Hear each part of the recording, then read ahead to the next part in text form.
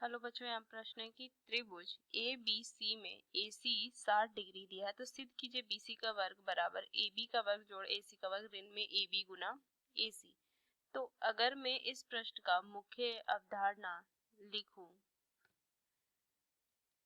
तो इस प्रश्न में देखिए हमें पता है कि साइन थीटा जो होता है वो क्या होता है, लंब बटा कर्ण।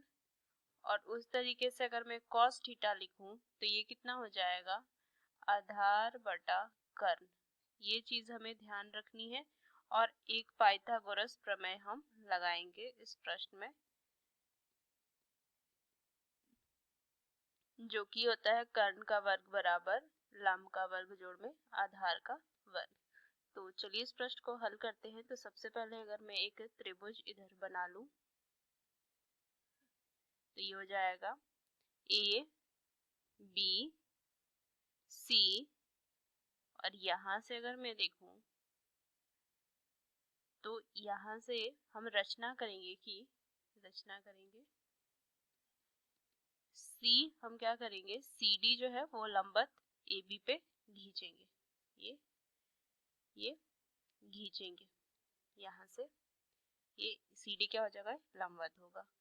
तो अब अगर मैं ये मुझे दिया हुआ है 60 डिग्री तो यहाँ से मैं लिख सकती हूँ कि साइन 60 डिग्री, ये त्रिभुज ए डी सी में बात करें तो साइन है 60 डिग्री क्या हो जाएगा, यहाँ से लिखेंगे लंब बटा कर्ण। तो इसके लिए लंब कितना हो जाएगा, ये सी डी हो जाएगा।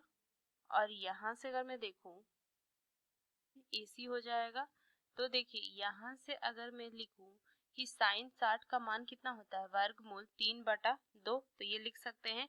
तो सी डी बराबर कितना हो जाएगा, वर्गमूल 3/2। ए सी ये लिख सकते हैं, इसको हम मान लेंगे 1। अब देखिए यहाँ से अगर मैं कॉस 60 डिग्री लिखूं तो ये कितना हो जाएगा, ये एक आधार बटा कर्ण। तो यहाँ से लिखेंगे ए डी बटा ए सी, और कॉस 60 का मान 1/2 होता है।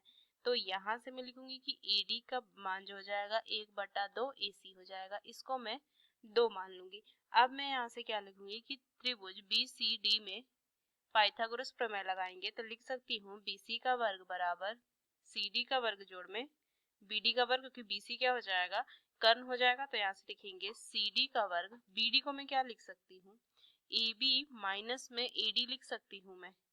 देखिए बी डी को मैं क्या लिख सकती हूँ, ये बी डी को लिख सकते हैं पूरा A B minus A D, तो ये लिखेंगे। अब देखिए सी डी का वर्ग, सी डी को मैं क्या लिख सकती हूँ, यहाँ से लिख दीजिए सी डी का मान जो हमने निकाला है समीकरण 1 से, उसको हम रख देंगे। तो ये आ जाएगा कितना, वर्गमूल 3/2 ए सी, और इस पूरे का वर्ग जोड़ में ए बी का वर्ग जोड़ में, देखिए यहाँ से a माइनस बी के वर्ग पे रखेंगे तो ए डी के जगह पे रख देंगे, ये कितना हो जाएगा 1/2 ए सी का वर्ग, और यहाँ से हो जाएगा माइनस में 2 ए बी गुना में 1/2 ए सी, ये लिख सकती हूँ मैं।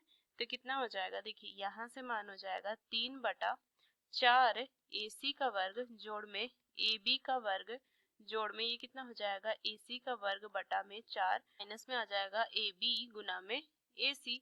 तो कितना हो जाएगा 3/4 जोड़ में ए सी, ये हो जाएगा 1/4, तो ये हो जाएगा 1। तो यहाँ से ए सी का वर्ग जोड़ में ए बी का वर्ग ऋण में ए बी गुना ए सी, और इधर आ जाएगा बी सी का वर्ग।